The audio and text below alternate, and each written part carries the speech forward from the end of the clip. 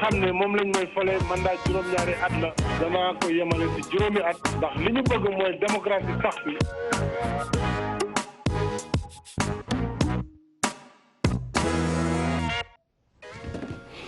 TFM mbokk yi ànd ak ñun ñu ngi leen di nuyu ñu ngi am mbégte dellu si ak yéen ci seen émission faram-fàcce nag ñu koy amal àllarba ci waxtu bi la ñu koy def muy émission boo xam ni dafa yittewoo faram-fàcce tolluwaayu réew mi di rawatina ci wàllu politique am ku wax politique gu réew nag xam nga ni wax nga politique gu njàngam wax nga politique gu dundam wax nga politique gu leneenam donc loolu yëpp dañu koy faram-fàcce ci télévision Futur Média àllarba bu jot ci waxtu bi tey nag ku ne xam na ni.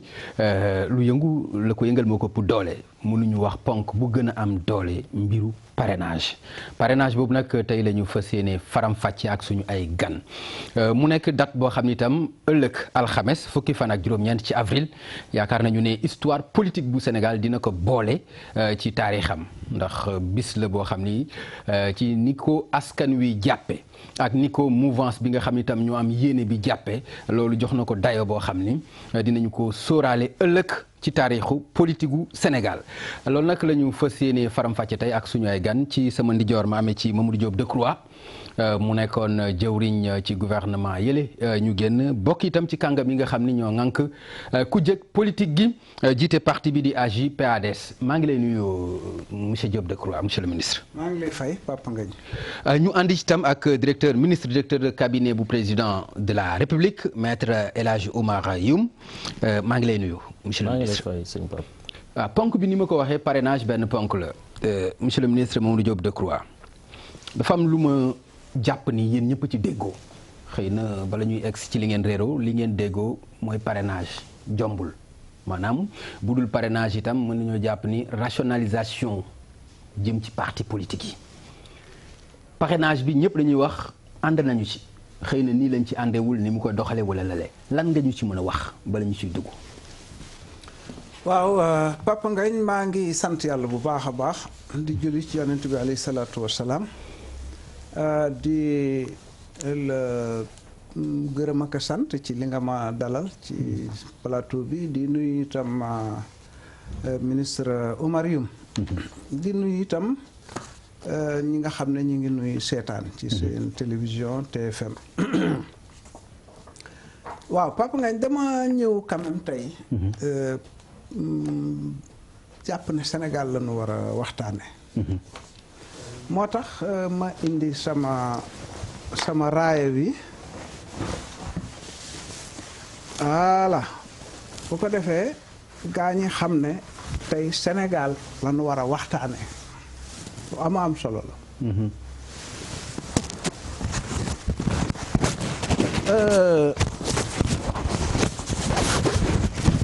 awma parti politique tey duma wax affaire aussi ay opposition pouvoir non li ma yëkkati mooy nu waxtaanee li xew seet li ci di jàmmi réew mi li ci di njariñu askan wi pas lu ci njariñu Masamba wala ma dem loolu moom ma fi indi waaye di ñu baal tam di ñu tontu ci li ñu lay laaj. waaw donte am na lu la fi indi waaw donte am na lu la fi indi. nga jàppale ñu rek tontu ñu ci li ñuy laaj. waaw moo tax ci laa daal di jëm. ndax da nga ma ne. parrainage bi mel ni ñëpp dañoo ànd ci parrainage bi. léegi mu des kon xëy na. nañu ko war a defee. nuñ ko war a defee. déedéet noonu de. d'accord. kooku njuumte lu rëy nga juum foofu. ndax parrainage boobu Macky Sall yëkkati. da ko def te waxtaan ci ak kenn. ba noppi nag loolu war a indi ñu suppar ñi constitution. ñun li ñuy waxtaane mooy bu kenn suppar ñi constitution. loolu la ñuy waxtaane noonu. moo tax boo ma nee parrainage bi ñëpp ànd nañ ci ñëpp ànduñu ci. parrainage naka jekk 1992 lan ko dugal ci code électoral man mii dama bokk ci ñi bind code électoral 1992. 1980 la ñu ne nanu fexe ba ñi nga xam ne nekk ñi ci parti. te bu ñu bëggee quand même présenté wu élection législative wala élection locale ñu ngi mën a présenté wu bu fekkee ne am nañu nangam ci signature yu mel noonu boobu 1992 la woon muy dox normal 92 ba référendum bi mosoo gis ñu wote fii ba bët set ay tooxi doona de mësuta am dëgg la ci référendum bi la ñu commencé am ay jafe-jafe ci mbirum vote ba suñu jonn yàlla tey ba lii nga xam ne ñoom dugal nañ ko ci assemblée nationale ñu war a suppar ñi code électoral ci loo xam ne waxtaanuñu ci ak kenn war a suppar ñi constitution ci loo xam ne également kenn mësu ko mën a xalaat. loolu nag léegi man ci sama laaj daal mooy parrainage benn nga d'accordul benn parrainage. xam nga lu ma d'accordul. waaw ñuy laal constitution Sénégal ci guddi yi ñu tollu tembe jëm ci élection. d'accord loolu laa wax. d'accord monsieur le ministre bala may ñëw ci li mu wax ak xóotal bi ci biir waxtaan bi parrainage da ngeen a jàpp ni dafa mënul ñàkk ci élection bala ñuy ñëw ci modalité bi ngeen teg. waaw d'abord maa ngi lay nuyu. di la gërëm di la sant di rafetlu jotaay bi di nuyu sunu mag le ministre Mamadou Diop Decroix di ko gërëm ci li mu nangoo ñëw tey ñu toog waxtaan. comme ni mu ko waxtee waxtaan bi nag ñu waxtaanee ko pour luy jëmale askan bi kanam muy leeral ay position ci li nga xam ne jël nañ ko ñu tuddee ko parrainage ñu xool lan lay yokk ci sunu démocratie. bu ñu ko deful lan lay yàq ci sunu démocratie defe naa waxtaan bi foofu lay amee solo. ñu gëm ne ñun ñii fi toog man mi fi toog dëgg la dama bokk ci parti dëgg la dama bokk ci gouvernement nekk ci collaborateur u président Macky Sall. waaye yàlla mi ma tiim xam na ne waxewuma suma bakken te gëm naa ne Sénégal tey kenn gënuma ko bëgg. moo tax d'ailleurs ñëw di indi drapeau ci plateau de télévision. ci ñu jàng xam yoon ni muy tëddee république kenn du ko foye. kenn du ko foye. république. kenn du ko foye te lii ñu def daf ci am constitution li mu wax am loi yi li mu wax fan koy takke ak naka ko koy takke. beneen bi mooy bu dee ñun dañuy gëm Sénégal. li ñu war a njëkk a commencer mooy respecter président de la république Sénégal. toog ci plateau télévision di sàllar ñu président de la république ne Macky Sall loolu man rafetlu wu ma ko. li ci des mooy Sénégal ñun ñëpp ñoo ko bokk am na ku ne Sénégal dañ ko war di penco. li ñu gëm mooy tey suñu démocratie. dafa laaj def li ñuy wax saut qualitatif. pour mu dem ci kanam. suñu démocratie baax na lan nga bëgg a wax ci saut qualitatif. saut qualitatif bi li ma wax mooy dañu génn ci élection. gis élection législative yi ni mu demee. dysfonctionnement yi ca am ñu duut baaraam nguur gi ne ko yow yaa andi lii yëpp. te lu ci bari tam di dëgg parce que nguur gi moo am responsabilité. lu ci bari tam di dëgg. damay wax rek man damay nekk ci constatation matérielle. waaw responsabilité yi ñu ko jiiñ yëpp ma bëgg a wax ne nguur gi bu moo dee ci am carte d'identité responsabilité. bu dee ci liste yu bëri yi. Pape c'est-à-dire boo bëggee ñu waxtaan. waaw yaakaar naa dañuy déglu. d'accord voilà parce que mënoo nag di wax di tontu. journaliste nga da ngay laaj bàyyi ñu tontu. d'accord responsabilité. nguur mooy organiser élection yu jaar yoon. bu amee rëq-rëq faaw ñu saytu ko. même bu dee am na loo xam ne ci ñun la jóge dañu koy nangu. xam ne lii ñun ñu jóge parce que même bu dul jógewul ci ñun directement.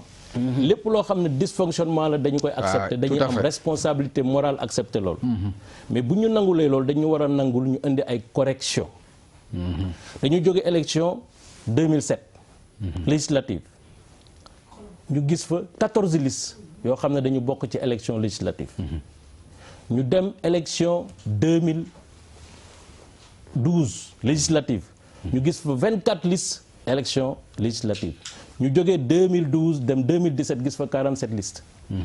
ñu am problème mu sax ne bés booba mën na am vote du am parce que bu dee dañuy jàppoo li nga xam ne moo nekk ci code bi ku nekk tànn 47 listes soo ko dem voté ji li nga am problème.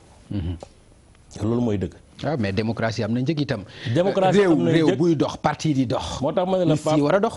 waaw moo tax ma ne la. waaw dañu commencé di analyser li nga xam ne moo doxul ci sunu démocratie te ñu am responsabilité ñun. yokk sunu démocratie aar ko tënk ko ci loo xam ne nii buy dox. ñëpp dinañ ci gis seen bopp yaakaar naa sénégalais yëpp d'accord nañu ne li am ci élection législative yi baaxul. d'accord mais sénégalais yëpp d'accord nañu ne nga baal ma rek élection législative du élection présidentielle. non c'est-à-dire du erreur bi nga non. da nga may déglu nag boo bëggee ñu waxtaan. xam nga man werante wu ma ak yow. defe naa da nga am ay téléspectateurs ñu toog di ñu seetaan. ñun ñooñu la ñuy waxal.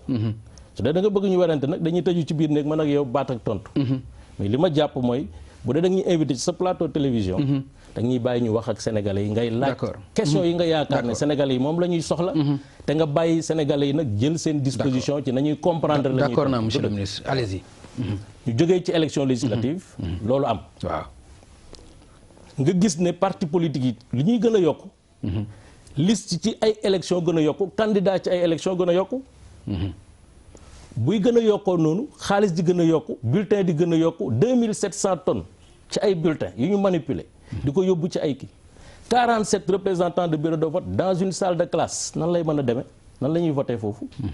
kon bu conseil constitutionnel jëlul woon dogal. ne bàyyi leen citoyens yi. ñu tànn au moins juróomi liste mën a dem voté ji xam nga ne vote du am. d'accord. 300 partis politiques dans un pays. ñu jël nag parrainage boo xam ne am na fi mu ngi ne 92 lañ ko dugal ci constitution bi. 1963 parrainage nga woon ci biir constitution bi. article 24 de la constitution de 1963. d'accord ñu ne ñëpp ku mën a dem ci élection dañuy def parrainage 50 électeurs dont 10 députés. ñuy dem ba suñu démocratie di dox. ñu gis ne parti politique yi. ñu ngi fi. am ci ñoo xam ne ñu ngi jaay récépissé di leble récépissé di abal récépissé te loolu forme de corruption la bu nekk ci yëf yi. mais yoon mën cee jël décision aussi. ñu jël yoon am nu mu ci mënoon a taxawee décision mooy. waaw mënoon ci taxaw ba loolu du am. li ñu gëm mooy. waaw nga daaneel foofu s'il vous plaît. ñun waaw ñoo am responsabilité organiser. ok élection ñoo am responsabilité organiser ba nga xam ne suñu démocratie dafay nekk démocratie bu mucc ayib. d'accord donc loolu moo tax tey. mu indil la ay fiche man dama la indil fiche. dañuy dem élection locale 2009 ñu am 1713 listes mu coûté ñu 3 milliards 597 mille 453 60 francs. 2009. ok ñu dem élection locale 2014. ñu am 2759 listes. mu coûté contribuable sénégalais yi 11 millions 617 mille 352 11 milliards. nga dem élection législative pareil 2007 14 listes 2012 24 listes 5 milliards 600 millions 2007 24 listes 8 milliards 319 2017 47 listes 15 milliards 585 mille 871 mille francs CFA. d'accord démocratie li nga wax d'accord na am na prix. d'accord mais nag day fekk mu am coût boo xam ne ñun ñëpp mënuñ ko supporter. voilà coût bu raisonnable. d'accord monsieur le ministre alors monsieur Mamadou Diop Decroix soo ko déggee mu wax da ngay war a mën a nag ànd ak moom parce que ëllëg lu xew ci élection yi muy présidentielle responsabilité yi ñoom la ñu koy jiiñ ndax amuñu sañ-sañ ni nii la ñu war a doxale nii la ñu war a defaree ba egg ci loolu ba élection yu ñu mën a egg mu nekk élection yu mujj ay ayib ndax jàppaloo ni loolu seen warugar la ngeen war leen ko nangul. amuñu boobu sañ-sañ. d'accord amuñu boobu warugar. seen sañ-sañ ak seen warugar. mooy woo ñi ñu ko séqal ne leen lii kat ak lii moo ci xew. def nañ ko ci concertation. nanu ko waxtaanee. def nañ ko loolu déedéet defuñu ko. déedéet defuñu ko ma ñëw xam nga def ne Papa Ngagne damaa bëgg sénégalais yi ñuy déglu. xam fan la weñ gi bañe. wolof dane weñ gaa nga bañe ca mànjaxaan ga. d'accord. lan moo indi jafe-jafe yii nuy dund moom laa la bëgg a wax dañoo dem ñoom élection 2012 ñu am 65%. bërki démb élection député. ñu am 49%. ñu wàcc 15 points xaw ma 16 points. fukki poñ ak juróom-benn la ñu ñàkk ci juróomi at. ñaari at war cee tegu. bu ñu demee 2019 du ñu am 40% premier tour. te ñoom xam nañu ne. loolu ban baromètre nga ko. ma ñëw nan nga ko xamee nag. man naa la ko expliquer man maa la ko laaj nan nga mën a xamee loolu. may ma ñëw dinaa la ko expliquer dara tey moom du ma bàyyi dara mu jàll. dégg nga wax ji ñu daal di léegi taxaw ci tànki laqar ci ba ne dañuy jàll premier tour gis nga 47 listes yi Umar wax. waaw 47 listes fi amoon kay ñeent fukk ak juróom-ñaar. ñeent fukk ak juróom-ñaar mën naa la ne. ñaar fukk yi mbaa lu ko ëpp ñoo génne xaalis bi fay ay nit pour ñu defar liste. man damaa nekk ki nit xam leen. ñaari fan ñett yu ne ñu ñëw ne ma grand yoroo foofu 10 000 bu ma réunion pare ñu ne grand yoroo foofu paas ñooñu am na ci ñu ma xam am nañu fukki million ak juróom yu ñu leen jox ñu defar liste ma wax la ko tey kon suñu ñëwee fii naan 47 liste lu ñu naroon la lu ñu tëraloon la pour yegg si fii tey xam nga 47 liste su bare ku romb ñu jox la 15 millions nga déposer caution luñ ci jublu woon parce que raw gàddu baa tax ndakaaru fanweer 34% téeméer yu wote fanweer lañ ci am ñoom ak ñeent juróom-benn fukki nit yu wote ci ndakaaru ak juróom-benn wotee lu ñu leen waaye juróom-ñaari député yi ku ko jël ñoo ko jël ñoom lu tax raw gàddu lañ ci jublu woon mooy tasaare liste yi bu ko dee lu mu bon ñoom dinañu mën a jiitu ñu gàddu lépp léegi loolee weesu na lii nag moom ñaari tour la moo tax ñu indi parrainage pour yaakaar ne mën nañoo éliminer ay candidats pour mën a jàll premier tour lii rek la kon li ci des dama laa bëgg a wax ne maître Oumar Youm avocat la ku ma respecté la Oumar miy toog jataay bi taxul de wax naa ko bind naa ko ñëpp gis ko parce que daf ma ku dal la ku teey la te man loolu daf ma intéresse te it gis naa ci buy wax day wax defe naa ne daal day wax li mu gëm loolu lu ci am solo li ci tegu mooy kon li mu wax ne amoo respect ci république bi dëgg la voilà moo ci laa bëgg li mu ne amoo respect ci président de la république itam loolu mën nga koo nangul voilà ci laa bëgg a tontu man damay vraiment bu ma déggee loolu mii xel daf may jox ma war a ree mii xel jox ma war a jooy c'est-à-dire 2018 Sénégal président de la république nga ne Macky Sall ñu ne lu tax nga di ko sàllalu demal France demal Amérique demal feneen ak feneen doo dégg mukk ñu naan le président nu mu tuddee Emmanuel Macron doo ko dégg. Macron sax ngay dégg. Emmanuel Macron. Macron rek ngay dégg Macron kii ne Hollande Trump. dama dem États-Unis di waxtaan ak benn sénateur américain. est-ce que yéen seen constitution am na offense au chef de l'État. maanaam wax loo xam ne dañ la cee war a mën a tëj kaso parce que da nga ko wax li ngay wax ni dafa mel ni offense daf fi bees jëmale ko ci li ngay wax ni dafa mel ni offense dafa bees ci Sénégal voilà mu ngoog yow laa lay wax waaw déglu ma rek ma ñëw waaw alors sénateur bi pour sax comprendre li ma koy wax il a fallu mais bàyyi ko mu terminer s'il vous plaît wax sa xalaat dañ lekk léegi pour mu comprendre li ma koy wax ba mu demee ba comprendre ko dama xàqtaay ne ma fii ci Amérique c'est recommandé ok d'offenser le chef de l'État donc vraiment man defoon naa ne Omar sax du porté yu mel noonu ay pourquoi ne woo président Macky Sall. d'accord franchement mi ngi mel ni Macky Sall. moom c'est bon tontu nga si loolu mooy président de la tontu nga si loolu. tontu nga bu doy waar la ma continuer. ñoom dañuy faral di fàtte sax ci côté histoire mais c'est pas la peine amuñu jot. 1963 nee na amoon na parrainage quand même constitution parti unique député fa nekk yëpp député UPS la. mu di ma wax ay affaire parrainage 1960 ça ne compte pas.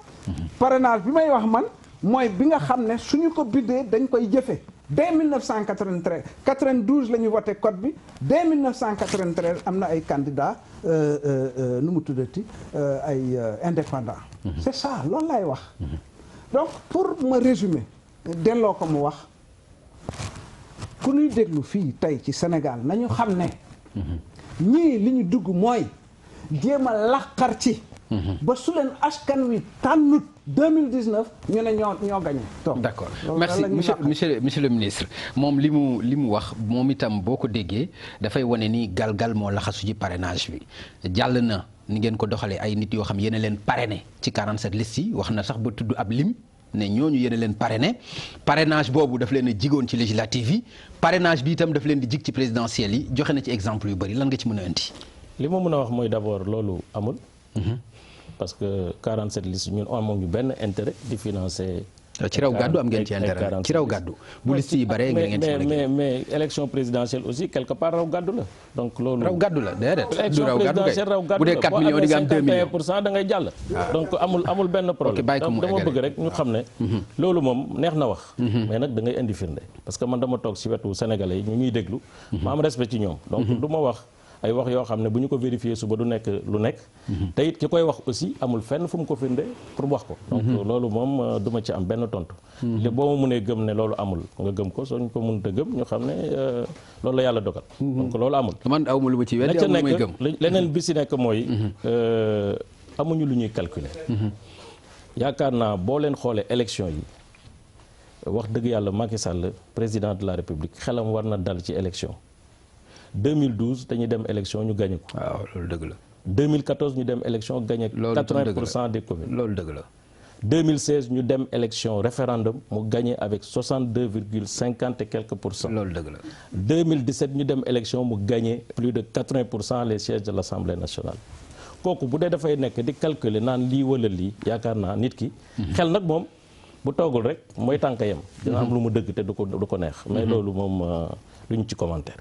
nga gis élection yi boo koy xool ñu ngi wax 49 et quelques pour cent man maa ngi am élection ak suma coalition Benno Bokk Yaakaar sans le président Macky Sall 49 et quelques presque 50 pour cent 1,600,000 votants ki topp ci man mu ngi am 15 pour cent 582 000 voix ki topp ci kooku mu ngi am 350 000 voix des voix régionalistes yoo xam ne boo koy xool lu ci bari ci Dakar la am voix yooyu ñaar ñooñu topp ci man ci sama coalition man dama leen di doubler ay voix suma voix bi ma amee référendum 1,300,000 voix dama ci yokkaat 300,000 voix ñoom nañu xool seeni résultat ci référendum ba kon man awma lu may tiit ci élection dama gëm ne yàlla mooy joxe pouvoir te yàlla ak nit ñi population yi ñoom ñooy dem voter ji ay jinne duñu voter Sénégal donc moo tax foofu awma ci calcul awma ci lu may calcul awma lu may tripatouille bu doon loolu dama naan man rek maay nekk candidat parrainage bi dañ koy appliquer pour ñëpp dañ koy appliquer coalition Benno Bokk Yaakaar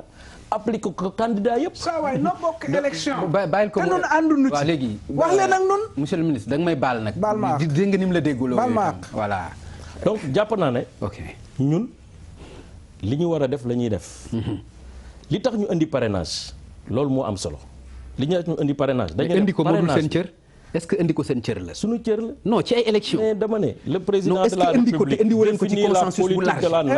non mais attends monsieur le ministre da nga may baal nag. yàlla baal ma rek mu ci duggati quoi baal ma rek nga bàyyi ko mu wax. voilà égaleel waaw.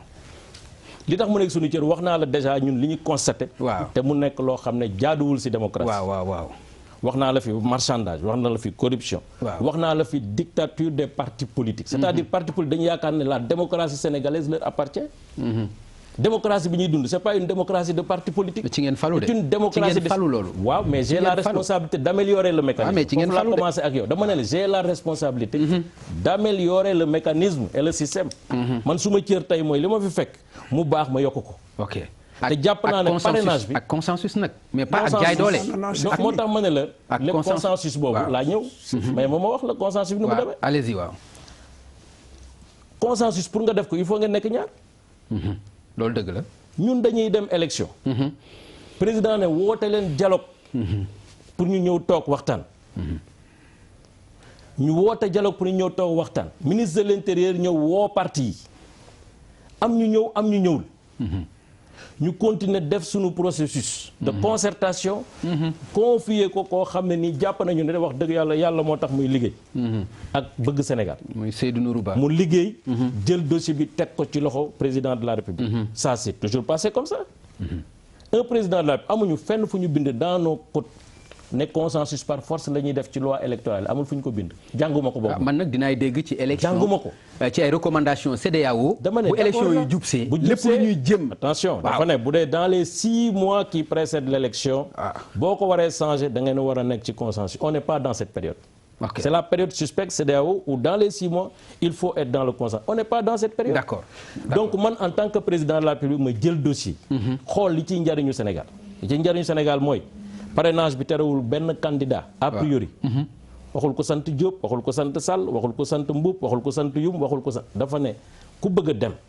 ci élection pour ñu réguler le jeu démocratique ñii lañ fay demee. d'accord léegi ma wax la. waaw après nga Sénégal non mais il faut nga may parce que. waaw mais may naa la yow itam boo xoolee may naa la da nga koy bàyyi mu wax. waaw mais yow itam dama lay may bàyyi. bu ko waxee noonu lay wax. parce que d'accord allez-y sañ nga ko. voilà amul problème. mais nga daaneel foofu loolu du lu bees xam nga wax na fi ba tudd France. waaw dañuy dem France.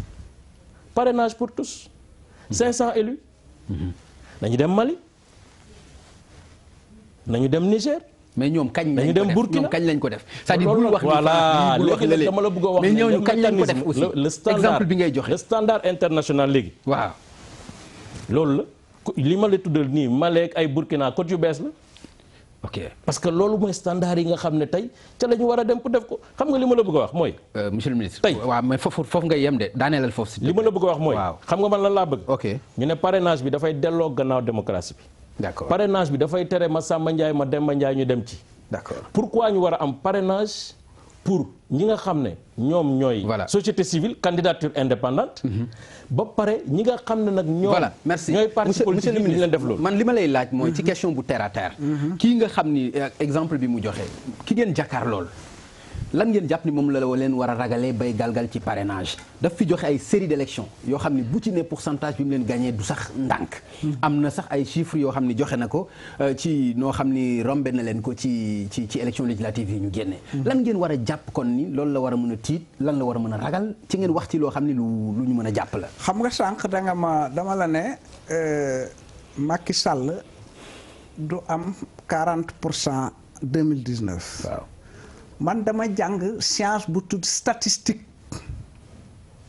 boo demee ci économiste yi dafa am lu ñu lay waxee la baisse tendancielle du taux de profit. day compliqué pour ma expliquer mais ci élection. bu mu indi woon samay kayit dinaa la ko mën a wan. élection depuis président Abdou Diouf 83. ñaata la amoon. 88 ñaata la am. 93 ñaata la am 98 ñaata la am 98 sa élection bu ne parti social day wàcc 5 à 8 points 98 50,17 la ñu am. mais ak président Sall c'est le contraire maa ngi ñëw. waaw opposition am booba ñun. 49,97. mais ban élection la woon. bi ma analysé monsieur le ministre bàyyi ko mu eggale bi ma analysé. non monsieur le ministre bàyyi ko mu eggale itam s'il te plaît. ma ne gars yi 2000 boo defee noonu mu def ko ma ne gars yi 2000. waaw Abdou Diouf dina perte élection bi. waaw parce que baisse tendancielle bi moo koy yóbbu autour de 40%. effectivement 2000 premier tour Abdou Diouf 41% la am. xam nga ne entre les deux tours. ndem si yàlla si Djibo Leyti Ka yàlla na ko yàlla yërëm. yokkalu ko lu bëri bu amoon 7%. ñëw jàppale ko. waaw mais deuxième tour 47 la am 7% yi Djibo amoon. dafa seey. loolu Macky Sall xam na ko. fii mu ne jóge na 65%. nee naa la am 49 mais référendum ba nee nañ 61% la ñu amoon ñoom. législative ñu am 49%. donc muy ñaata perte en un an 12 points. maa la wax ne la autour de 40% Macky bu ko amee premier tour présidentiel 2000 dina daw ba fattu te loolu xam na ko ma wax la ko tey. yi ñuy def ni yëpp dañuy làqar ci rek. nee na liste yi dañoo bari. xam nga nee naa la xam nga nee na awma preuve am naa preuve Pape Ngagne. yow su leen saa yu ñuy réunion buñ paree maa lay yóbbu. non beneen preuve sax Serigne Mbacké Ndiaye daf ko wax. mais quand même daf ni bi may dem ci élection législative yi président Sall financé na ma. mais amul werante loolu moom moo ko wax Serigne Mbacké Ndiaye amul werante. ok donc loolu moom loolu lu leer la kon ma jàll ci loolu. ok demal mais ñoom. nee nañu candidats yi dañoo nar a bari. dañuy defar xaw ma ñaata millions yi bulletin. nee nañ leen def leen bulletin unique. mu gën a yomb way. def leen bulletin unique. wenn kayit lay doon. nga jël ko dugg ci bureau bi même bu dee téeméeri candidat wote bi balaa 5 heures bala ñoo julli tàkkusaan mu jeex tàkk parce que aw kay benn kayit ngay jël dugg ci biir tànn ki la neex. nee nañu xam nga lu am lu ñu tontu waaw loolu xam nga Sénégal da ko tàmm pare wuñu ko nang xoolal Guinée. riche 50 ans d'autocratie et de dictature. Guinée 58 la ñu gëjee wote bu normal. mais 2010 bulletin unique la ñu teg 24 candidats la ñu amoon te génn nañ ci léegi daal kon Guinée nu raw.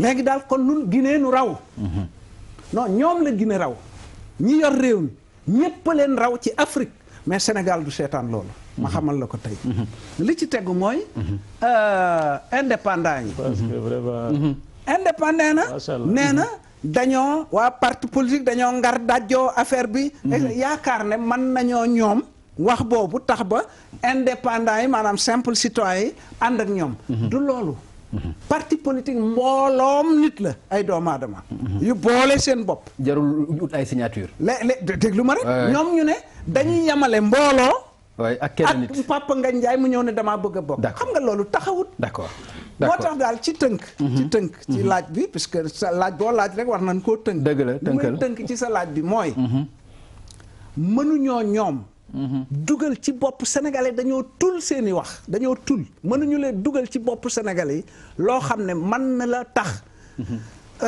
dama la ne nga daaneel foofu dama la ne Pape Ngagne 1992 ba 2014 un quart de siècle nit ñi bu ñu wotee bu bët setee ñu dem doxi seen parce que ponk ya ñu doon wotee ak sart ya ñu doon wotee dañu ko doon waxtaan ba mànkoo ci léegi nag ñoom décidé nañu jël loolee lépp teg ko fële def par force seeni yëf transition bi du sori mooy li nga xam ni moo fi nekkoon te élection yu bëri jaar fi war nañ ko mën a bàyyi loolu ngeen continuer ko mais dafa am lu mu joxe loolu nag moom la concerné boo ma ci mënee indil ay leeral muy ni nga xam ni noonu la pourcentage yu yéen di wàcce 65 61 49 boo ci mënee indi argument ci loolu ak bulletin unique bi nga xam ni lu candidat yi bëri mu réglé ko lu tax loolu mënuñu ci dem. beaucoup de questions à la fois mais li ma la mën a wax mooy d'abord comparaison n'est pas raison. Voilà. mooy élection législative mënoo ko comparer ak élection présidentielle. boo jàng statistique.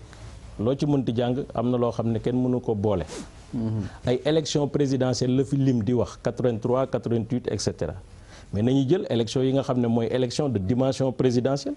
2012 2016 moo fi nekk. président Macky Sall 65% deuxième tour mu dem élection référendum am 63%. kooku kay wax dëgg yàlla macha allah. donc bu dee dañuy utiliser loi statistique am daanu na man nag ma utiliser loi science politique science politique dafa am ay loi ñuy tuddee tendance forte parce que dafay am ay faits récurrents sur une période boo xam ne nii pour nga renverser fa élection c'est presque impossible mu indiwaatal ko leneen bu dee xam nañu ne président Macky Sall dafay dem ci deuxième tour 40% ngay yàlla kooku kay kon amatul coow. mbër mi ngay dagal xam nga ne kii da nga koy gañe lu fi indeeti coow bi jeex na di dem vote ji rek moo fi des. déedéet coow li mooy parrainage ma daaneel si loolu pour wax la ne. li ci nekk mooy. parrainage bi li tax ñu indi ko indiwuñu ko pour camp gauche wala camp droite wala ci digg bi. dañu ko indi comme un jeu de régulation. ci sunu démocratie pour mu jaar ci yoon taaru. rafet. baax ñu mën a def ay élections ci conditions yu raisonnables à un coût acceptable et supportable par le contribuable sénégalais mais aussi en respectant li nga xam ne mooy l'élection la plus importante de notre démocratie mooy élection présidentielle ba nga xam ne ku mu jóg rek doo ñëw bokk ci élection te loolu nag yaakaar naa coupe du monde bi ñuy jëm dafa am phase de présélection non parce que dañu bëgg les meilleurs des équipes war faa daje.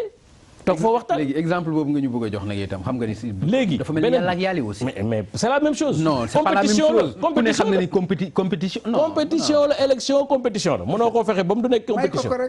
compétition la. waaw mu ngoog baax na. donc phase boobu dafa am solo. ma ne la pourquoi ñu jël ki nga xam ne dafa nekk candidat indépendant. muy raw ay coalition ak ay parti ci ay élection ñu bëgg ko continuer di ko teg parce que pour man loolu dictature des partis politiques la. mais lu tax tey ngeen bëgg nekk avocat kooku. mais parce que simplement suñu démocratie moo toll foofu tey. pour ñu mën a nekk une démocratie de mais lan la ñuy wax démocratie participative. du loolu. oui léegi démocratie participative da nga ciy génne citoyen. tey ñu may citoyen yi en amont du processus électoral. muy def prévalidation des candidatures di ko sélectionner. dëkk yëpp tey nekk ci loolu.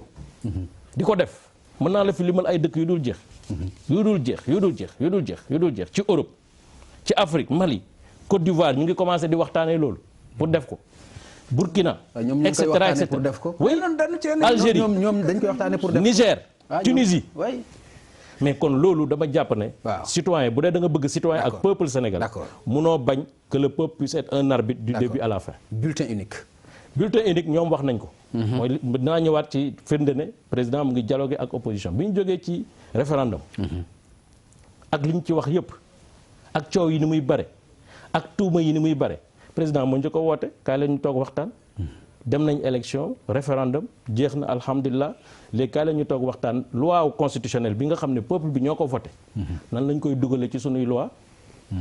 loolu moo indi premier ndaje bu ñu def moom nekkoon na ca. ànd ak Oumar Sarr ànd ak Déthié Fall ku leen woo président ñu ñëw toog ñu indi 12 points. fukki yi président ne lii de dinaa wax sama majorité ñu appliqué ko parce que d'accord naa ci ak yéen ñaar yi nag. dinañ ko mooy ministre de l'intérieur moom waruma ko nommer. kooku yéen xam ngeen ne constitution bi la ñu war a appliquer. ok beneen bi mooy bulletin unique président nañ leen benn comité. ñu toog waxtaane bulletin unique. nan lañ koy defe ak fan lañ ko defe ban réussite la am ak lan lay indi ci lu bees ci sunu démocratie. bu ñu ko waxtaanee ba pare bu dee loolu baax na ñun ñëpp ñu jëfandikoo ko. loolu moom fekk na ndaje boobu président wax loolu. il n'a jamais dit duñu utiliser bulletin unique. ba ci élection yi mën nañ ko ci élection yi bu doon commission bi ñoom. bi ñu leen wooyee ñëw nañ toog waxtaan. ñu toog waxtaane ko. jox ci seen xalaat ni ñun bëgg nañu lii waaye bëgg nañ ñu defee ko nii wala yooyu mais loolu kay looy mooy indi waxtaan. d'accord mais commission boobu amul. mujj ñu waxtaan. d'accord wax dëgg yàlla nag nit ki loo bëgg sa nawle. la mu bëgg bu ñëwul toog waxtaanee kook yow. wala ay yoon yu ñu koy jaare loolu dafay métti ñàkk dem wuy ji waxtaan boobu sikkee nañu leen ko lu bëri te loolu itam dafay jox dëgg ñi jàpp ni ay na yéen itam ñàkkul ni am na leneen lu ngeen ci laxas parce que lu mën a xew bu ñu nee parrainage mën ngeen ni xëy na pourcentage bi ànduñu ci waaye ku nekk xam na nekk dafa jaadu ci bu ñuy dem ci élection ku ne mën a ñëw nekk mbër ñu mën a xool nag yan matuwaay lañ mën a jël ba segg candidat yooyu loolu nag xanaa ku bëgg réew mi bëgg démocratie war nga ko mën a nangu d'accord Pape Ngagne ma tontu ci. waaw ñetti poñ lay doon parce que foog ma jëlaale en compte li mu wax sànq. waaw dama ne génn science statistique. ci résultat yi moom mu ne moom day dugal science politique. kon ma fekkati ko ci science politique. réew mi boo gisee ni mu bindoo ñoom ci seen bopp xam nañu ne caaf xam na. réew boo fa demee école ba gaare. tey école bi dafa gaare la xew Ziguinchor bërki démb ay junniy jàngalekat dajaloo ne dañuy doxum ñaxtu nga dal ci seen kaw yabal leen soldaar yi ñu dóor leen ay grenade lacrymogène tasaare leen nga yaakaar ne loolu la ko indi ak xew-xew bi ci boppam du dëktu ci boppi nit ñi mais loolu yoonu parrainage déglu ma emploi bi ndaw ñi nga xam ne ñi ngi jaar ci désert bi di dee ci désert bi ñu di leen jaay jaam ca Libye loolu lay non science politique la ma woo ma bëgg ko cee tontu loolu du dëktu ci wote bi baykat yi nga xam ne produire nañu 1 million de tonnes ci gerte mi ngi ci seeni loxo ne gadd di nëpp loolu du dëktu ci élection ma yem foofu ci point boobu li ci des bulletin unique bon xam nga Omar man c'est mon ami fonk laa mais daf la waroon a wax ne ba ñu nekkee opposition d'accord na ñoom ñii ci bulletin unique ma wax la ko tey. bu dee loolu amoon na day waxtaan wi warul woon a sori. xam nga man damaa fekke lu bari. toog nañu man ak seeni délégation man naa laa wax tur yi ñu dem ca Ablaye Wade. ñu ne dañoo bëgg bulletin unique man mii. dama masa ànd ci bulletin unique. d'accord ba ñu toogee ma ne Abdoulaye nañu def bulletin unique man d'accord naa Abdoulaye jël benn feuille nii daal di dessin ne nii. daal ne moom photo fan lay nekk laaj photo fan lay nekk def nii. waaw pour wane ne dafa d'accord ci bulletin unique. mu ne candidat yi suñ baree mën nañ koo defee nii nga xam ne sax kenn du jiitu cercle la ñuy def kii fii nangam ba ñu ca génnee. ay nit a jaar te ginnaaw ni ñëw ne Abdoulaye bañal bulletin unique. d'accord li ma la ci bëgg a wax mooy démb dama seetaan benn émission ci benn télévision. la ñu waxoon daaw jéeg lépp tey génn nañ ca. d'accord Papa Ngagne seen absence Papa Ngagne ci concertation man ci laay ñëw mi ngoog ci laay ñëw. xam nga yaa ngi jël temps bi. muy ñoom. muy man su doon ne maa toog ëllëg muy keneen ku manti toog ci sénégalais. waaw soo yaakaaree ne élection yow kenn mën ngaa tëju wax ci par force ni mu war a demee. yaa ngi dugal réew mi ci giraawaal yi. bu ñu fàtte ne code mais bu électoral fekkee ñi ko war a waxtaanee bu ñu leen woowee du ñu dem. maa ngi ñëw de. waaw maa ngi ñëw li indi woon mbir mi 1992 xam nga lu ko indi code consensuel boobu. waaw parce que 88 dañoo wote ba jant so compté guñu bulletin yi ñu jàpp Ablaye ne ko ratt ci kaso bi ak Boubacar Sall ñoom ak Ablaye Bathily ñoom. nit ñi di tuuru ci mbedd mi ñetti weer. d'accord. moo tax Abdou Diouf woote ñu def code électoral consensuel. Abdou Diouf ne duma ci changer virgule. dëgg la. ba 2000 noonu la ko Abdou Diouf doxale Ablaye ba mu ñëwee ba 2012 noonu la ko doxale Macky Sall ci référendum bi la commencé sempi sart yooyu benn par benn. D'accord. pour di ko remplacer. nga ne lu tax demuñu. danoo dem ci élection législative. nee na statistiques yi ma doon joxe léegi damaa jaxase. da ngeen dem ci législative. législative baal ma rek nga dem ci. législative demal ci tontu bi 98 s'il vous plaît rek. baal ma dama rek. koo compté. man li ma bëgg non da ngeen a dem ci. ba ñu demee Touba. waaw ba ñoo demee ba ñu demee ñu Touba ñëwee toog ci ma émission yeggale rek am ko am temps ma am temps. D'accord. mënu ma d'accord. non li nga wax dëgg la mais ma rek day yem fii rek wala émission bi yem fii. non non non eggaleel foofu daaneel parce que loolu du ma ko mun. ma yeggale non du ma mun toog ci émission. non non may ma rek ma yeggale rek élection législative. élection législative dañoo wote Touba. du ma bàyyi loolu dem. d'accord parce que nag nekkuñu ci d'accord non non amul problème amul léegi il faut être monsieur le très ministre sérieux. monsieur le ministre Voilà. mi ngi expliquer mi ngi daaneel Non, temps bi expliquer muy dafa am wax temps boobu ngay wax gis nga temps bi muy temps bu la neex. wax gis nga temps bi muy C'est wax pas ça. amul temps boobu amul d'accord jëlal temps bu la neex. d'accord waxal bu la waxal ba saa je yu vous la en prie. neex. ma daaneel papa ngañ après nga mën non, ko parce que non non loolu je vous en non, prie non, non. xaaral xam nga yéenu maanaam yéenuwul maanaam. monsieur le ministre may ko mu daaneel nga eggale du ma non gune. may ko mu daaneel nga C'est-à-dire eggale que- s'il vous plaît xam nga lu tax demuñu ci woote boobu. waaw dañu jóge ci élection député. juillet 2017 ak ya ca xew. waaw soxlawul ñu di ci dellu si. comme dafa bëgg gaaw a jël parole. du ma Waaw. ci sori. Abdou Diouf ba ko loolu dalee 96 dafa dem ci télévision. wax ne ay la yéwén wote bi am na ay rëq-rëq. loolu moo jur nu toogaat. waxtaan ba Li mu ko nangu woon moo tax. observatoire national des élections onel mi jur Sénat D'accord, mi tey. merci. alors ma ñëw kay kon. xam nga li ñun nekk jàppoon wax dëgg nañu yàlla ne- wax dëgg yàlla waaw, Pape. jàppoon nañu ne may ma rek J'ai may ma beaucoup de respect pour jàppoon vous. c'est nañu réciproque. ne Mais dafa am loo xam ne jàppoon mënul nañu nekk. ne jàppoon C'est-à-dire nañu mënul ne nekk. Vraiment merci beaucoup mënul léegi nekk ci jàppoon émission. nañu ne- c'est bon dinaa jàppoon ñëwaat ci nañu ne loolu suñu dinaa jógee ñëwaat ci Touba- loolu dinaa ci ñëwaat monsieur le ministre dinaa ci ñëwaat Faut qu'on- monsieur le ministre man laaj bi ma lay laaj mooy dama gis ay kàngam yu bëri yoo xam ni dañu taxaw ñàkk rafetlu parrainage bi ñii daal di ne dañu bëgg ñu teg ko ci suuf ñii di ñaan président de la république mu génn ci dégg naa ci église bi ñu yëkkati seen kàddu déglu naa ku mel ni Abdoulaye Bathily mu wax ci dégg naa ku mel ni Mbaye Diack mu wax ci ñu bëri Diop si nga xam ni da ngeen bokk ci mouvance présidentielle loolu lan la leen jox ci parrainage bi est-ce que joxu leen ni lu ngeen war a taxaw xool ko la. non li ma la bëgg a wax d'abord mooy. devant bu ñu woowee ci émission. dañuy war di yemale. maanaam nit ki da nga koy jox part mu wax 5 minutes keneen wax 5 minutes. bu ñu bëggee nag bàyyi affaire bi mu def monologue. loolu du ma ko d'accord. sañ nga ko donc loolu suma sañ-sañ la. d'accord dama ci attirer sa attention. amul problème. parrainage bi dama wax ci suma njëlbéenu wax ne la ñu koy ŋàññi ñëpp. kenn du la ne parrainage bi lii lay yàq ci sunu démocratie. kenn du la ne parrainage bi day tax kii du bokk ci élection. te it jàpp nañu ne.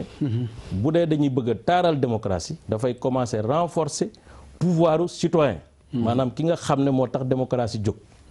citoyen boobu tey parrainage bi daf koy may la possibilité moom mu nekk filtre di xool ca njëlbeen kan moo war a ñëw ak kan moo warul ñëw ak kan laay jox suma signature ak kan laa ko dul jox. waaw mais sama question. li ma bëgg mooy ñi ci wax ñëpp nga dégg leen loolu lan la jox yow. dinaa si ñëw parce que am na yoo xam ne du ñu tontu ci sa question dañuy wax la neex ba pare soo ko ñëw ci sa question. wala léegi ñooñu ngay toppandoo yow léegi ñooñu nga bëgg a toppandoo. waaw parce que dafa mel ni yow li ñu def ci parrainage bi. moom nga bëgg a def fii ci plateau bi.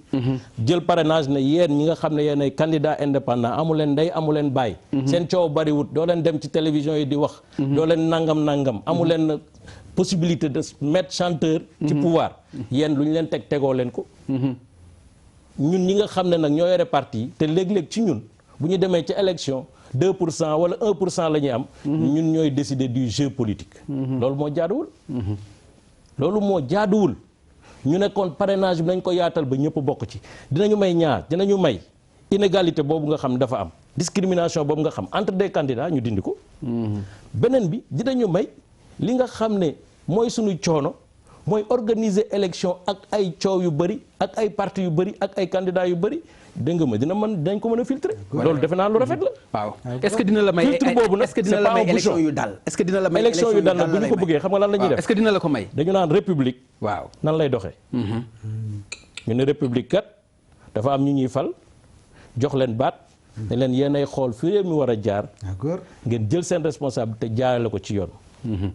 tey président Macky Sall lañ jox président de la République du Sénégal. ñu ne ko yow ci constitution yow yaay définir la politique de la nation. mu xool moom li nga xam ne yaakaar na ne tey bu ñu fa jaaree. dëkk bi nekk ci jàmm ñu am élection yu baax yu transparente yu démocratique mu def ko. ña cay wax am nañ droit wax te man ne république lañ nekk. l'abbé bi am na droit wax. jullit bi am na droit wax. ñeneen ñi am nañ droit wax dañuy wax fa nga xam ne seen tolluwaay fa la ne. pour woote yaakaar dañ def nii nañ def la nañ def la mais ñun suñu responsabilité. am nañ droit assumer ko suñu responsabilité nag la ñuy assumer ci li nga xam ne jàpp nañu ne taaru démocratie Sénégal la te amul kenn koo xam ne lay tëkkatal ci li nga xam ne fa lañ jëm loolu laa gëm ay galeel damay bañ nga dem donc moo tax ma ne man parrainage boobu bu dee dañu bëgg démocratie mu am ci dëkk yi ñu koy doxal mu war a ñëw ci suñu dëkk ñu war ko fi doxal ku jàpp ne da nga war a bañ man ngaa woote sa ndaje taxaw def sa manifestation. mbaa dañ ko autorisé. mais bu ñu ko bindee te dañ ko autorisé bu ñu ko bindul parce que man du man maay joxe autorisation. waaw. ministre de l'intérieur moo fi ne. moo xam information yi nekk ci dëkk bi moo xam nan lay def. ba sàpparteg loolu mais loolu man du ma ci wax. mais li may wax mooy yoon. dafa am. d'accord. loi bu ñu ko yóbbu ci sunu constitution assemblée nationale moo koy voté. amul kenn ku war a taxaw ne sénégalais nga yoon baa ngay dem assemblée nationale ñu xam ne majorité fa am ak minorité. ñu war a dem foofu waxtaane fa nga ne loi boobu du jàll assemblée nationale ku ko def jalgati nga yoon. te ku jalgati yoon nag yoon dal sa kaw. bien. force reste à la loi loolu lay tekki loolu moom lañ daan dégg ba moo indi loi Ousmane Ngom bi nga xam ni yéen a ko fi instauré woon. mu mel ni li ngeen rendi woon moo nàcc tey ci seen loxo ndax amu leen ci lu ngeen regretté ndax amu leen ci lu ngeen jàpp ni lii lu gàkkal démocratie la ngeen bàyyi ko fi yéen. waaw parce que fii nit ñi waruñu egsi fii la ñu war a yem loolu ba ñu def ko ci seen loolu est-ce que jàpp leen ni am ngeen rôle bu ngeen joué itam ci lu nasaxal suñu démocratie. waaw c'est très bien maa ngi ci dama bëggoon bala ma ciy tontu. ma am lu tuuti lu ma wax ci li xam nga ñoom booba ba tey. fu na ña nga fay taxaw di expliquer lu tax. ñu war a def parrainage. waaw loolu kon yaa xayti lu tax élection. maam Papa Ngagne ñeenta ko séq ñii xëccoo ñaar lañu ki yor bëgg a toogaat ak kii xëccoog moom bëgg koo remplacer ak ñi nga xam ne ñooy tànn kan moo leen war a jiite ak i jàmbur yoo xam ne mën nañ ne déedéet kii day nekkul ci yoon lii mooy société civile ñooñu ñëw séq élection. Macky Sall ak ñoñam li mu def mooy sempi na ci peuple bi sempi na ci opposition bi sempi na ci société civile. nee na parrainage xam nga bon évidemment foog ñu wax mais ñëpp xam nañu mais foog ñu wax rek puisque wax moom waaye nag wolof da ne coow leen dëgg réer. Ismaïla Madior Fall dama ko dégg mu wax loo xam ne. kilifa du ko wax. kilifa du wax lu dul dëgg. d'accord mu ne waaw parrainage bi sax day ca commission de concertation ba Macky Sall dugalu ko fa si. délégation Macky Sall moo dugal parrainage ca commission ba. d'accord nit ñi lànk parrainage rapport bi soo ca demee. dañu ne loi Ousmane Ngom. dañu ne parrainage bi nit ñi ànduñu ci commission bi àndu ci. waaw am déet. ñu jox rapport bi Macky Sall. mu sempi parrainage bi yóbbu ko assemblée bulletin unique ba ma nga ca woon lu tax yóbbu alewul bulletin unique. dafa tànn la ko ca neex yóbbu. ma bëgg laa wax nag ne la. ñoom gëm nañu ne xam nga toog naa fii naan parrainage bi même bu ci àndul kilifa église bi àndu ci yeneen kilifa yi ànduñu ci opposition bi àndu ci waaye nag ñun la yoon jox ñu dogal dinañ ko yóbbu assemblée mu ne lan mu ne assemblée nag bu fa yoon di dem kenn warul ne du fa dem. Abdoulaye ba mu digalee ticket. ñoom taxawuñu ne du dem. waaw Abdoulaye moom ba mu ñoom bañ ko waxee lu Abdoulaye def dafa retirer ticket ba parce que ay kilifa dañoo wax ak moom.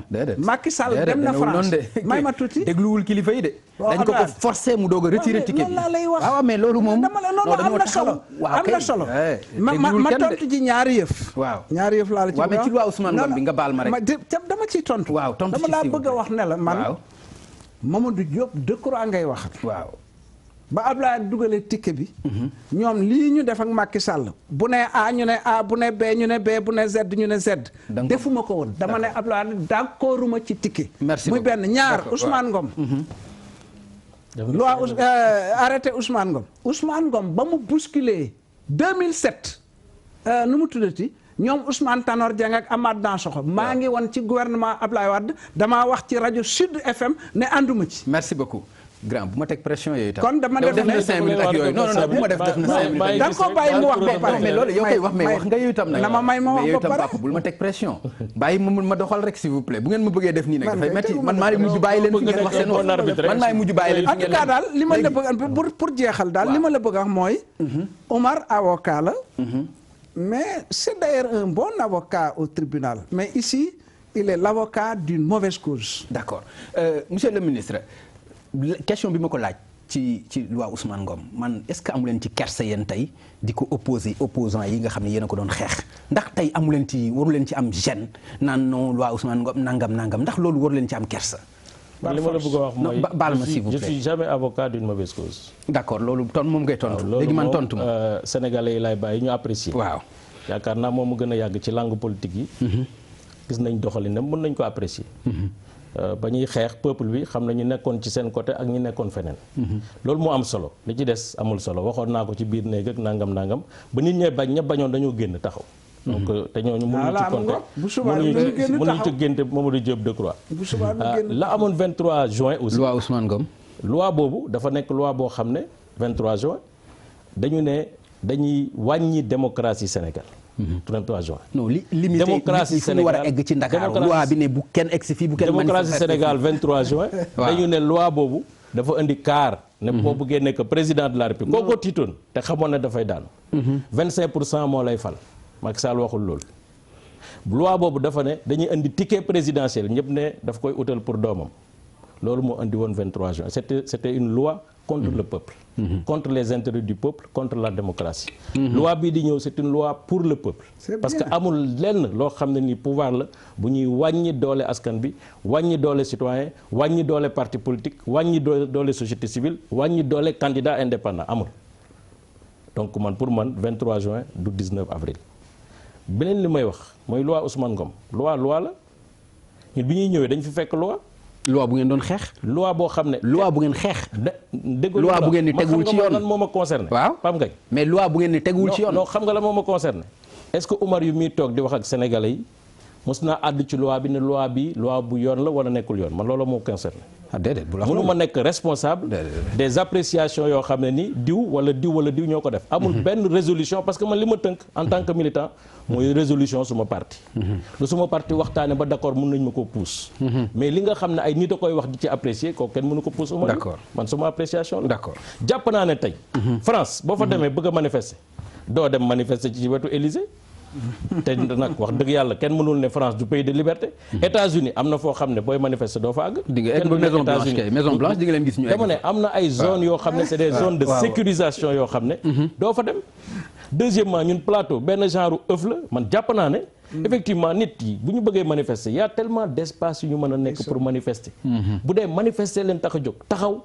wax ne lii ànduma ci d'accorduma ci loi SNCF jàll na tey ci Assemblée nationale France booy xool loi bu ñu contesté la mu am grève am yëpp waaye nag tubaab bi dañuy xam lan mooy république d'accord xam ne république nii lay doxee ku kontaanul da ngay taxaw fële ne kontaanuma d'accorduma ci d'accord ña nga xam ne ñu ngay liggéey ca nga xam ne ñoo koy liggéey fonctionnement institution yi ñu mën ko doxal. d'accord monsieur le ministre président dem na France dem bi mu dem ndax am na lu mu lié ak parrainage bi. nan nga ko jàngate yow. c'est ça dama bëgg wax tuuti ci li mu mujjee wax soog ci tontu ci tukki président de la République. Pape Ngagne man dama jàpp ne nit waruma gën. du tubaab du chinois du japonais du voilà mais loolu su ma ko jàppee damay seet ñoom. fa ñu teg seen bopp ma teg fa sama bopp. François Hollande danoon su ma vaincrul chômage ci France du ma doonaat candidat. ba mu yegsee ñu xool gis ne chômage bi réglé wu ko mu dem yoonam. waaye yow xool sondage gis ne dangaa nar a daanu nga ne du ma daanu nar a dugal réew mi ci pax parce que simplement tu ne veux pas perdre une élection c'est ça qui est très grave. et c'est vers ça qu'on va aller.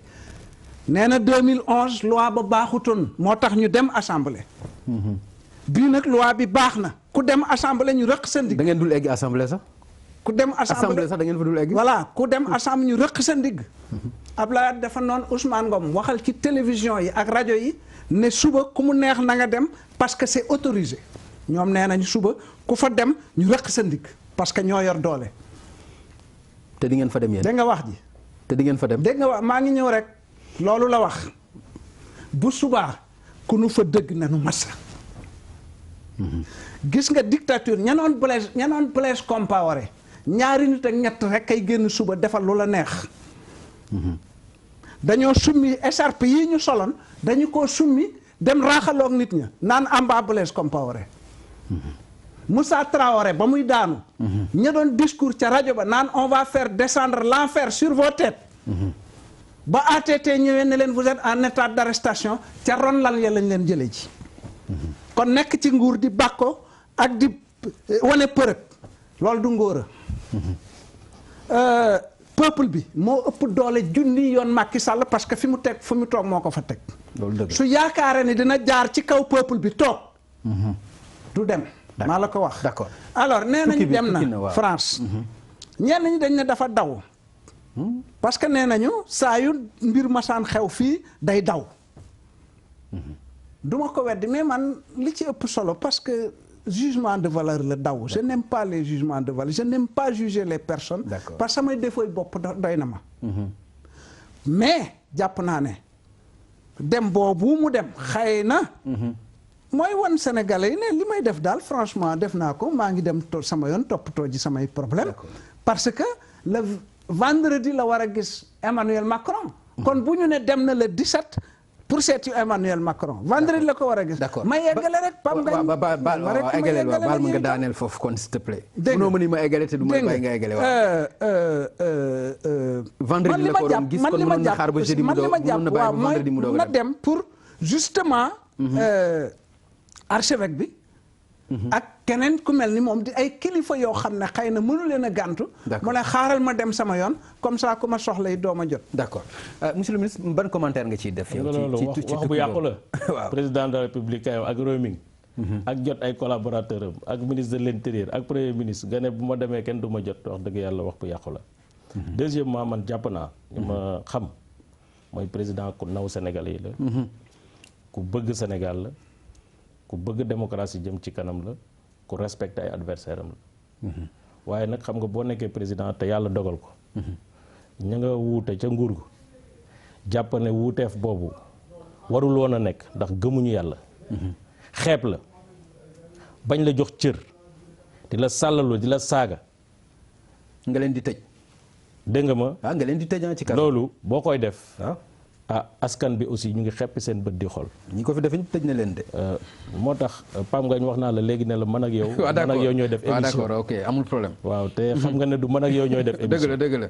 man population bi laa respecté. tout à fait di leen dégg xam ne su may kàllaama ñu ngi koy dégg. man ñoom laay waxal. dëgg la waaw y a un minimum peut-être d'égard boo xam ne wax naa leen ko mais am na feneen foo xam ne baat ak tontu man ak yow. mun nañ ko régler. d'accord alors donc moo wax ne président bu mel noonu yaakaar naa ñun ñëpp dañ ko war a jàppale dañu war a ànd ci moom.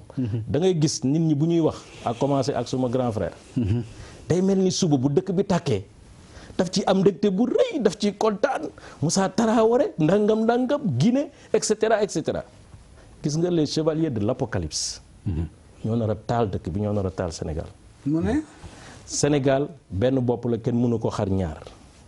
dafa am loo xam ne bu waree am sax yow dala war a jaral nga dugg sa biir néeg sàngoo sa mbàjji toog la ca neex ak la ca naqari yëpp nga xam ne wax nga ca def nga ca waaye nag bëgg a taal dëkk bi kontaan ci bu subaa dinañ xam Moussa Traoré Guinée Bissau et cetera gis nga suba lu yàlla dogal dañ koy accepter man de gëm naa ne tey li ñu nekk ci dox bu nekkul woon njariñu Sénégal Sénégal du ci am benn ndam ci démocratie du am benn yokkute ci li nga xam ne sunu démocratie te moo tax ñuy xeex. man jàpp naa ne maa gën a bëgg sama bopp Macky Sall. jàpp naa ne bi muy dund ba léegi PDS goo nga nekkoon naa fa mosoo dégg ñu ne Oumar yi waaye fa nga ne yow parti yóbbaale ma nga. voilà parti yóbbaale ma nga sa parti amoo responsable des femmes amoo responsable des jeunes amoo responsable des adultes amoo dara. ah bon dara nga amul. non dara. monsieur le ministre bul changer itam bul changer émission bi itam mais dafay personnel li nga bëgg a def. mais dama ko bëgg a wax dama ko bëgg a wax ne élection législative zéro laa ci mas a dem quoi. zéro rek 5 yëpp. dama dem tout seul ba noppi dem assemblée nationale. lan moo la yóbbu assemblée. voilà 93 98 2001 2007 2012 2017 93 woon yow AJ. voilà mu nga AJ du Mamadou Diop Decroix de. comment Mamadou Diop Decroix secrétaire général AJ Decroix. 2012 2012 sama liste bopp. loo maa am gagné loo am. dem assemblée. loo am alors quand même dañ wax leneen. loo am waxal leneen. loo am parce que da nga ne yóbbaale. amul kenn yóbbaale wu ma ne la léegi lii la ñuy bañ. c'est-à-dire que yéen vous êtes combien de partis 50 partis. ah waaw benn bopp daal li ma la bëgg a wax mooy tey dama bëgg a wan rek sénégalais yi ne ñu nekk ci rajo yi waaw ñu nekk ci rajo yi yéen parti yóbbaale di wax monsieur baal ma mais bàyyi ko mais monsieur le ministre aussi yaa ko provoqué yooyu itam ah non mais attends moo ma provoqué wala moom maa ko provoqué non yow yaa ko provoqué ci parti moo provoqué wala baal jàmbur xoolal égaleel li ngay dama bëgg a wan sénégalais yi rek ne voilà ñu nekk tey yor rajo yi bañ parrainage bi waaw di ci wax di ci mel di xët-xëti ñooñu c'est parce que seen intérêt ak seen njariñu bopp moo tax ñu koy wax waaye koo xam ne am nga 500 et quelques mille voix bu ñu la laajee 1% muy 65 000 voix boo dee indi xeex am na lu tax koo xam nga am nga 380 000 voix ñu laaj la ci parrainage 65 000 voix d'accord mu jaral la nga taal Sénégal am na lu tax d'accord koo xam ne dañu ne la yow boo daan dem élection c'est bon boo mënul am 10 000 voix da nga may ma àggali parce que saa bu la ñaanee may ma àggali nga may ko mu àggali am dama may boo ma mayul ma noppi xam may naa la Sénégalais ñuy seetaan may naa la jëlal monsieur le ministre koo xam ne dañ ko doon wax da ngay indi 10 000 voix bu indee 10 000 voix du mën a dem waaw ba muy mujj di dem ci parti yóbbaale may di àbb récépissé pour dem ci élection di leen fay xaalis looloo bëgg ñu jeex Sénégal dictature boobu des marchands ambulants politiques waaw loolu moo war a jeex foofu lañ foofu li ma lay may foofu la mën a yem monsieur le ministre dafa am lu mu wax ci biir waxam dafa am ay parti yoo xam ne boo déggee PDS ak yeneen parti peut-être réew mi ak ñeneen nga war a xam ni amuñu problème mu 1% ci parrainage bi donc lan moo war a mën a tax donc ñoom ñu ne loolu du fi amee. am na lu mu ci rax sax loo xam ni dégg nga ko mooy am na leneen lu ñu bëgg mooy taal réew mi. alors Papa Ngagne ñoom. waaw dajale nañu seen matt ba pare.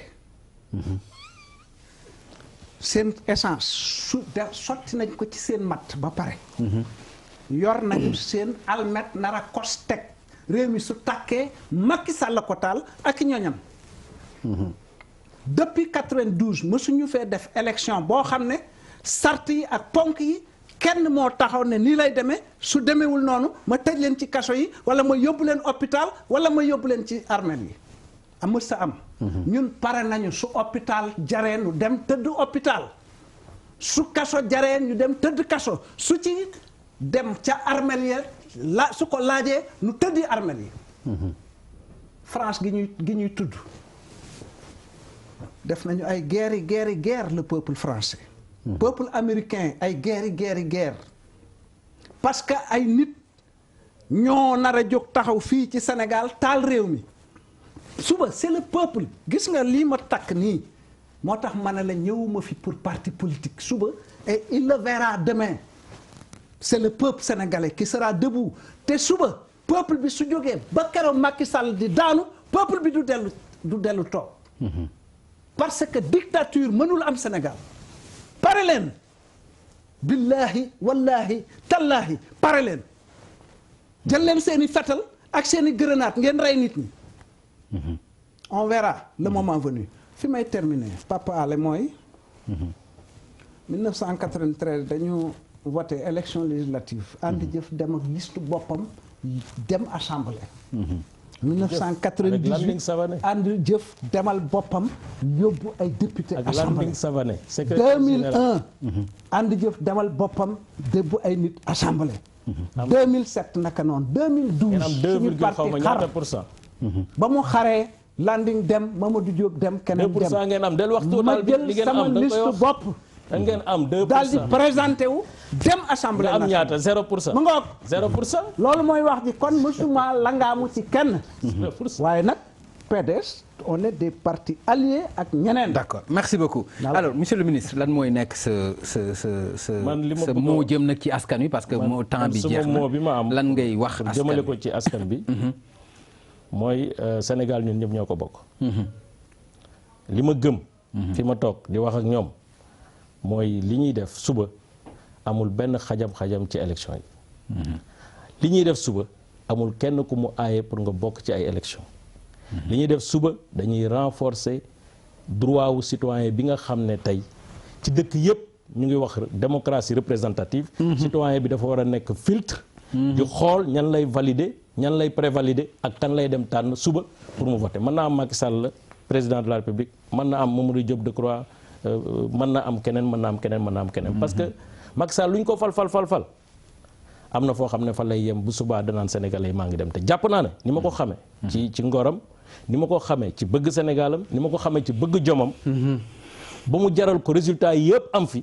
ci Sénégal yokk suñu économie yokk taaru Sénégal yokk diplomatie Sénégal li ñu tëwoon ci ay xeex ak ay histoire muy Gambie muy yeneen pays yi ñu wër.